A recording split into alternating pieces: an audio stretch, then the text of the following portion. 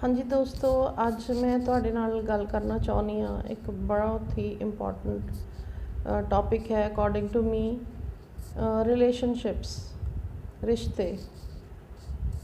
ਸਭ ਤੋਂ foremost important I think parents ਦਾ ਅਤੇ ਬੱਚਿਆਂ ਦਾ, ਅਤੇ ਇੱਕ ਲੜਕੀ ਦਾ ਅਤੇ ਉਹਦੇ ਇਨ ਲੌਜ਼ ਦਾ ਸਟਾਰਟਿੰਗ ਪੀਰੀਅਡ ਆਫ ਦੈਟ, ਉਹ ਕਿੱਦਾਂ ਦਾ ਹੋਣਾ ਚਾਹੀਦਾ ਹੈ।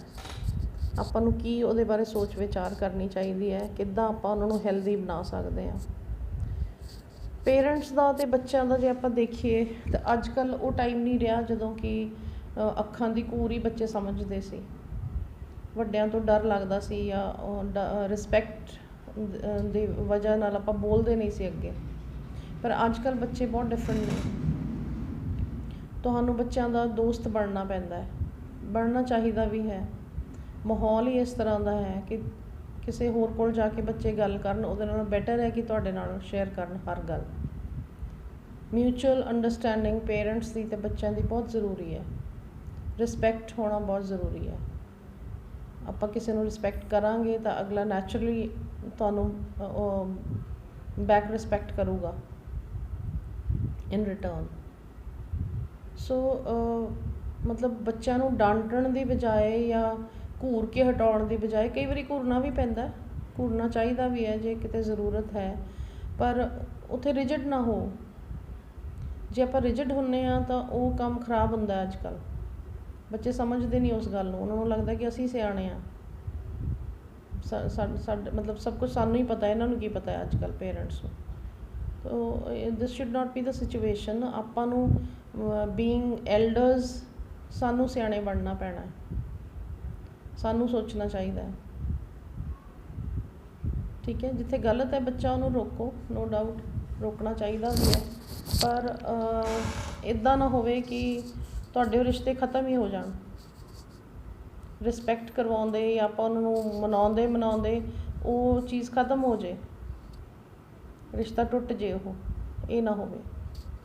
ਦੂਸਰੀ ਗੱਲ ਹੈ, ਇੱਕ ਕੁੜੀ ਨੂੰ ਜਦੋਂ ਆਪਾਂ ਵਿਆਹ ਕੇ ਘਰ ਲੈ ਕੇ ਆਉਂਦੇ ਹਾਂ, ਇਹ ਉਹਦੇ ਸਹੁਰਿਆਂ ਦਾ ਫਰਜ਼ ਬਣਦਾ ਹੈ ਕਿ ਉਹਨੂੰ ਅਪਣਾਉਣ, ਕਿਉਂਕਿ ਉਹ ਨਵਾਂ ਜੀਅ ਤੁਹਾਡੇ ਘਰ ਆਇਆ।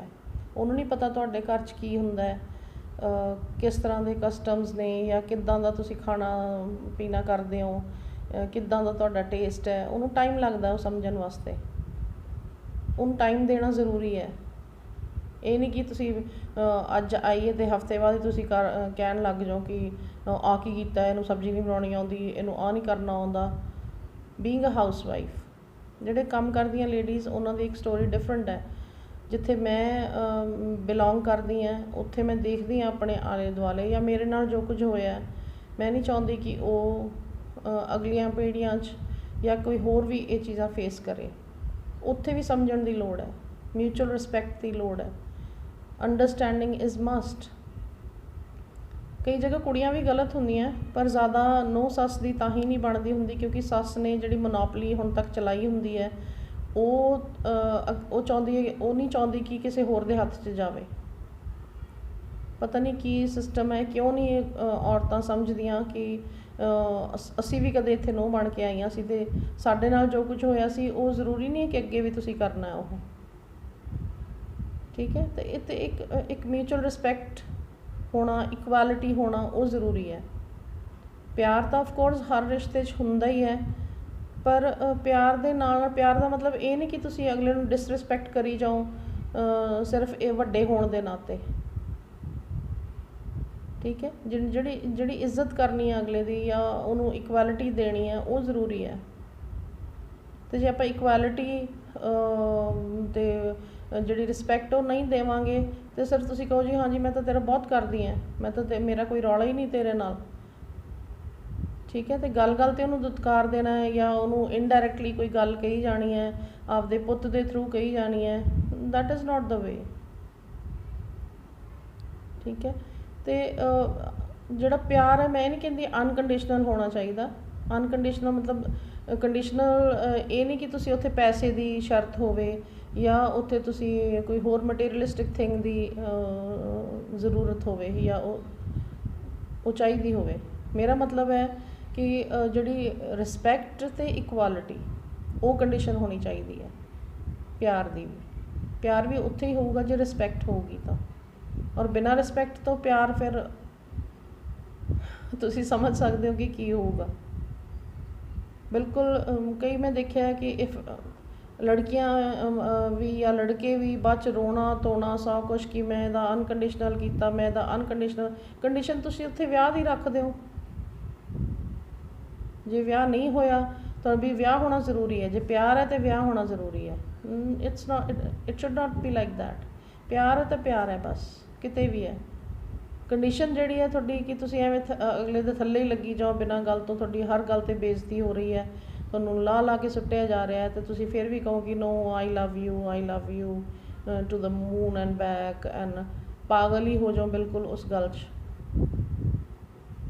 ਮੈਂ ਭੁਗਤਿਆ ਹੋਇਆ ਸਾਰਾ ਕੁਛ ਤਾਂ ਦੱਸ ਰਹੀ ਹਾਂ ਤੁਹਾਨੂੰ। It's my experience. ਅਨਕੰਡੀਸ਼ਨਲ ਹੋਣਾ ਚਾਹੀਦਾ ਹੈ। ਮੈਂ ਨਹੀਂ ਕਹਿੰਦੀ ਕਿ ਤੁਸੀਂ ਜੇ ਕਿਸੇ ਨੂੰ ਪਿਆਰ ਕਰ ਰਹੇ ਹੋ ਤਾਂ ਉਹਦੇ ਬਦਲੇ ਤੁਹਾਨੂੰ ਕੋਈ ਚੀਜ਼, ਕੋਈ ਗਿਫਟ ਦੇਵੇ, ਜਾਂ ਕੋਈ ਤੁਹਾਨੂੰ ਕੋਈ ਕਿਤੇ ਘੁਮਾਉਣ ਲੈ ਕੇ ਜਾ ਰਿਹਾ ਜਾਂ ਤੁਹਾਡੇ 'ਤੇ ਪੈਸੇ ਸਪੈਂਡ ਕਰ ਰਿਹਾ। ਨੋ, ਰਿਸਪੈਕਟ ਇਜ਼ ਮਸਟ। ਔਰ ਉਹ ਨਹੀਂ ਹੈ ਫਿਰ ਤੁਸੀਂ ਛੱਡ ਦਿਓ। ਫਿਰ ਤੁਸੀਂ ਆਪਣੇ ਆਪ ਨੂੰ ਖੁਆਰ ਕਰਦੇ ਹੋ ਕਿਤੇ ਵੀ, ਕਿਸੇ ਵੀ ਰਿਸ਼ਤੇ 'ਚ। ਮਾਂ ਪਿਓ ਦਾ ਹੈ, ਬੱਚਿਆਂ ਨਾਲ ਹੈ, ਹਸਬੈਂਡ ਨਾਲ ਹੈ, ਕਿਸੇ ਪ੍ਰੇਮੀ ਨਾਲ ਹੈ, ਆਪਦੇ ਇਨਲੌਜ਼ ਨਾਲ ਹੈ, ਜਾਂ ਕਿਸੇ ਵੀ ਰਿਸ਼ਤੇ, ਭੈਣ ਭਰਾ ਨਾਲ ਹੈ, ਕਿਤੇ ਵੀ ਹੈ। Condition is must. ਔਰ ਉਹ ਕੰਡੀਸ਼ਨ ਜਿਹੜੀ ਹੈ ਇਕੁਆਲਿਟੀ ਦੀ ਅਤੇ ਰਿਸਪੈਕਟ ਦੀ। ਆਪਣਾ ਸੈਲਫ ਰਿਸਪੈਕਟ ਗਵਾ ਕੇ ਜੇ ਤੁਸੀਂ ਕੁਛ ਕਰ ਰਹੇ ਹੋ ਜਾਂ ਤੁਹਾਨੂੰ ਕੁਛ ਮਿਲ ਰਿਹਾ ਉਹਦੇ ਏਵਜ਼ 'ਚ, ਫਿਰ ਉਹਦਾ ਕੋਈ ਫਾਇਦਾ ਨਹੀਂ ਹੈ। ਛੱਡ ਦਿਓ ਫਿਰ ਉਹਨਾਂ ਰਿਸ਼ਤਿਆਂ ਨੂੰ, ਛੱਡ ਦਿਓ। No need of it. ਸਿਰਫ ਆਪਣਾ ਆਪ ਗਲਤਾਨ ਕਰਨਾ ਹੈ ਕਿ ਆਪਣੇ ਆਪ ਨੂੰ ਮਾਰੀ ਜਾਓ। ਆਪਣਾ ਅੰਦਰ ਤੁਸੀਂ ਸਾਰਾ ਮੈਂਟਲ ਡਿਪਰੈਸ਼ਨ 'ਚ ਚਲੇ ਜਾਂਦੇ ਆ ਲੋਕ। I also have gone through depression at various stages of my life. ਇੱਕ ਮੈਂ ਹਮੇਸ਼ਾ ਕਹਿੰਦੀ ਹੁੰਦੀ ਹਾਂ ਕਿ ਢੀਠ ਹੋ ਜਾਓ।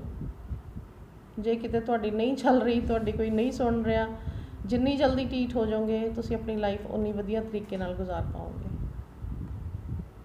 ਜੇ ਤੁਸੀਂ ਕਹੋਗੇ ਕਿ ਨਹੀਂ, ਜੋ ਮੈਂ ਕਹਿਣਾ ਹੈ ਜਾਂ ਜੋ ਮੈਂ ਕਹਿੰਦੀ ਹਾਂ ਉਹੀ ਹੋਣਾ ਚਾਹੀਦਾ ਹੈ, ਉਹ ਨਹੀਂ ਹੋ ਰਿਹਾ, ਤੁਸੀਂ ਆਪਣੇ ਆਪ ਨੂੰ ਡਿਪਰੈਸ਼ਨ 'ਚ ਲੈ ਕੇ ਜਾਓ, ਤਾਂ ਬੈਟਰ ਹੈ ਕਿ ਲੀਵ ਦੈਟ ਥਿੰਗ। ਕੋਈ ਵੀ ਰਿਲੇਸ਼ਨ ਹੈ ਚਾਹੇ ਕੁਛ ਵੀ ਹੈ, ख़त्म ਕਰ ਦਿਓ। No need of it. If you are going through mental torture in any condition or any relation, that's a fact. ਜਿੰਨੀ ਜਲਦੀ ਢੀਠ ਹੋ ਜਾਓਗੇ, ਲੋਕਾਂ ਦੀ ਸੁਣਨੀ ਛੱਡ ਦੋਗੇ ਕਿ ਲੋਕ ਕੀ ਕਹਿੰਦੇ ਨੇ। ਮੈਂ ਬਹੁਤ ਦੇਰ ਇਹੀ ਆਪਣੀ ਮਤਲਬ prime period of my life ਮੈਂ ਇਸ ਚੀਜ਼ 'ਚ ਗਵਾਇਆ ਕਿ ਲੋਕ ਕੀ ਕਹਿਣਗੇ। ਸਾਰੇ ਸ਼ਾਇਦ ਸਾਰੇ ਗਵਾਉਂਦੇ ਹੋਣਗੇ, ਬਹੁਤ ਲੇਟ ਸਮਝਦੇ ਆ, ਪਰ ਮੇਰਾ ਇਹ ਹੁਣ ਅੱਜ ਇਹ ਕਹਿਣ ਦਾ ਮਤਲਬ ਤੁਹਾਡੇ ਸਾਹਮਣੇ ਤਾਂ ਹੀ ਹੈ ਕਿ ਆਪਣੇ ਆਪ ਨੂੰ ਪਿਆਰ ਕਰਨਾ ਸਿੱਖੋ। ਜਿਹੜਾ ਕਿਸੇ 'ਤੇ ਲੁਟਾ ਰਹੇ ਹੋ, ਕਿਸੇ ਦੇ ਉੱਪਰ ਸਾਰਾ ਕੁਛ ਨਿਛਾਵਰ ਕਰ ਰਹੇ ਹੋ, ਡੋਂਟ ਡੂ ਇਟ। ਕਰੋ ਜਿੰਨੀ ਜ਼ਰੂਰਤ ਹੈ। If you get respect and equality in that, then do it. No harm in it. ਪਰ ਜੇ ਆਪਣੇ ਆਪ ਨੂੰ ਥੱਲੇ ਸਿੱਟ ਕੇ ਅਗਲੇ ਦੇ ਪੈਰਾਂ 'ਚ ਲਿਟਣ ਦੀ ਬਜਾਏ ਤੁਸੀਂ ਆਪਣੇ ਆਪ ਨੂੰ ਪਿਆਰ ਕਰਨਾ ਸਿੱਖੋ। ਮੈਂ ਬਹੁਤ ਲੇਟ ਸ਼ੁਰੂ ਕੀਤਾ। ਨਾਓ ਆਈ ਲਵ ਮਾਈ ਸੈਲਫ। ਮਤਲਬ ਮੈਂ ਜਿਵੇਂ ਹਾਂ ਮੈਂ ਉਵੇਂ ਦਿਖਾਉਣਾ ਆਪਣੇ ਆਪ ਨੂੰ। ਮੈਨੂੰ ਸ਼ਰਮ ਨਹੀਂ ਆਉਂਦੀ। ਪਹਿਲਾਂ ਮੈਨੂੰ ਆਉਂਦੀ ਸੀ। ਮੈਂ ਆਪਣੀ ਫਿਜ਼ੀਕਲ ਅਪੀਅਰੈਂਸ ਨੂੰ ਲੈ ਕੇ ਆਉਂਦੀ ਸੀ ਕਿ ਮੈਂ ਬਹੁਤ ਮੋਟੀ ਹਾਂ, ਲੋਕ ਮੇਰੇ ਵੱਲ ਦੇਖਦੇ ਆ। ਮੈਂ ਗੈਦਰਿੰਗਸ 'ਚ ਜਾ ਕੇ ਨਹੀਂ ਖੁਸ਼ ਹੁੰਦੀ ਕਿਤੇ ਵੀ। ਪਰ ਹੁਣ ਆਈ ਹੈਵ ਸਟਾਰਟਡ ਗੋਇੰਗ। ਮੈਨੂੰ ਕੋਈ ਆਹ ਨਹੀਂ ਹੈ। ਮੈਂ ਲਾਈਵ ਵੀ ਪਾਉਂਦੀ ਹਾਂ, ਮੇਰੇ ਆਈਜ਼ ਦੇ ਉੱਪਰ ਆਹ ਹੋਇਆ। ਸੋ ਵਾਟ, ਹੈਗਾ ਤਾਂ ਹੈਗਾ, ਕੀ ਕਰ ਸਕਦੇ ਆ। God has given it. ਉਹਨੂੰ ਲੱਗਦਾ ਹੋਣਾ ਕਿ ਇਹ ਚੀਜ਼ ਇਹਨੂੰ ਦਿਓ, ਚੰਗੇ ਵਾਸਤੇ ਹੀ ਦਿੱਤੀ ਹੋਣੀ ਆ ਕੋਈ ਵੀ ਚੀਜ਼ ਹੈ। God knows what we need. He gives us what we need or what is better for us. ਉਹੀ ਚੀਜ਼ਾਂ ਸਾਨੂੰ ਦਿੰਦਾ ਹੈ। ਆਪਾਂ ਤਾਂ ਬਹੁਤ ਕੁਛ ਮੰਗਦੇ ਹਾਂ, ਇਨਸਾਨ ਬਹੁਤ ਕੁਛ ਮੰਗਦਾ ਜਿਹੜਾ ਆਪਾਂ ਨੂੰ ਪਤਾ ਹੈ ਕਿ ਸਾਨੂੰ ਹਾਰਮਫੁਲ ਹੈ, ਫਿਰ ਵੀ ਬੰਦਾ ਉਹ ਚੀਜ਼ ਮੰਗਦਾ ਹੈ। ਪਰ ਰੱਬ ਉਹੀ ਤੁਹਾਨੂੰ ਦਿੰਦਾ ਜੋ ਤੁਹਾਨੂੰ ਉਹਨੂੰ ਲੱਗਦਾ ਕਿ ਤੁਹਾਡੇ ਵਾਸਤੇ ਠੀਕ ਹੈ। ਜਿਵੇਂ ਆਪਾਂ ਆਪਣੇ ਬੱਚਿਆਂ ਨੂੰ ਕਹਿੰਦੇ ਹਾਂ, ਪਰਮਾਤਮਾ ਵੀ ਆਪਣਾ ਪਿਤਾ ਹੈ, ਆਪਣੇ ਪੇਰੈਂਟਸ ਨੇ। ਠੀਕ ਹੈ। ਪੇਰੈਂਟਸ ਕਦੇ ਵੀ ਕਿਸੇ ਦਾ ਗਲਤ ਨਹੀਂ ਸੋਚਣਗੇ ਆਪਣੇ ਬੱਚੇ ਦਾ। ਉਵੇਂ ਰੱਬ ਹੈ, ਉਹ ਤੁਹਾਨੂੰ ਉਹੀ ਦਿੰਦਾ ਹੈ ਜੋ ਤੁਹਾਨੂੰ ਤੁਹਾਡੇ ਵਾਸਤੇ ਸਹੀ ਹੈ, ਨਾ ਕਿ ਉਹ ਜੋ ਤੁਸੀਂ ਮੰਗਦੇ ਹੋ ਆਊਟ ਆਫ ਦਾ ਵੇ ਜਾ ਕੇ ਕਿ ਹਾਏ ਰੱਬਾ ਮੈਨੂੰ ਆਹ ਮਿਲ ਜੇ, ਹਾਏ ਰੱਬਾ ਮੈਨੂੰ ਆਹ ਦੇ ਦੇ, ਫਲਾਨਾ ਮੇਰੀ ਰਿਸਪੈਕਟ ਨਹੀਂ ਕਰਦਾ, ਫਲਾਨੇ ਨੇ ਮੈਨੂੰ ਮਾਰਤਾ, ਫਲਾਨੇ ਨੇ ਮੇਰਾ ਆਹ ਕਰਤਾ ਉਹ ਕਰਤਾ। No. So leave all those things, start loving yourself. Self praise ਕਰਨੀ ਸਿੱਖੋ ਅਤੇ ਲਾਈਫ ਡੈਫੀਨੇਟਲੀ ਚੇਂਜਸ। ਤੁਹਾਡੇ ਅੰਦਰ ਗੰਢਾਂ ਬਣ ਕੇ ਬੈਠ ਜਾਂਦੀਆਂ ਜਿਹੜੀਆਂ ਚੀਜ਼ਾਂ ਉੱਦਾਂ ਦੀਆਂ ਹੁੰਦੀਆਂ, ਤੁਹਾਡੇ ਉਹੀ ਬਿਮਾਰੀਆਂ ਤਾਂ ਪੈਦਾ ਕਰਦੀਆਂ। ਐਂਡ ਆਈ ਹੈਵ ਗੋਟ ਸੋ ਮੈਨੀ things but now I have started releasing all those things ਕਿ ਛੱਡ ਦਿਓ, ਇਹਨਾਂ ਨੂੰ ਕੁਛ ਨਹੀਂ ਮਿਲਣਾ ਇਹਨਾਂ 'ਚੋਂ। Nothing is there. Do it yourself, depend on your own self, don't go through mental torture. So ਇੰਨਾ ਕਹਿ ਕੇ ਮੈਂ ਵੀਡੀਓ ਬੰਦ ਕਰਦੀ ਹਾਂ। ਹੋਪ ਕੁਛ ਲੋਕਾਂ 'ਤੇ ਵੀ ਜੇ ਅਸਰ ਹੋ ਗਿਆ ਇਸ ਚੀਜ਼ ਦਾ ਤਾਂ ਆਈ ਐਮ ਸਕਸੈਸਫੁਲ। ਠੀਕ ਹੈ, ਧਿਆਨ ਰੱਖੋ, ਖੁਦ ਨੂੰ ਪਿਆਰ ਕਰੋ। ਰਾਣਾ ਰਣਬੀਰ ਤੋਂ ਮੈਂ ਇੱਕ ਗੱਲ ਸਿੱਖੀ ਹੈ ਕਿ ਉਹ ਕਹਿੰਦਾ ਆਈ ਲਵ ਯੂ ਕਹਿਣਾ ਸਿੱਖੋ। ਠੀਕ ਹੈ, ਆਈ ਲਵ ਯੂ ਸ਼ੀਸ਼ੇ 'ਚ ਕਹਿ ਖੜ੍ਹੇ ਹੋ ਕੇ ਆਪਣੇ ਆਪ ਨੂੰ ਕਹੋ I love you, I am the best, God has created me the best, right? Start saying I love you to yourself in front of a mirror, right? So be happy, be blessed, all the very best in your life. समझो।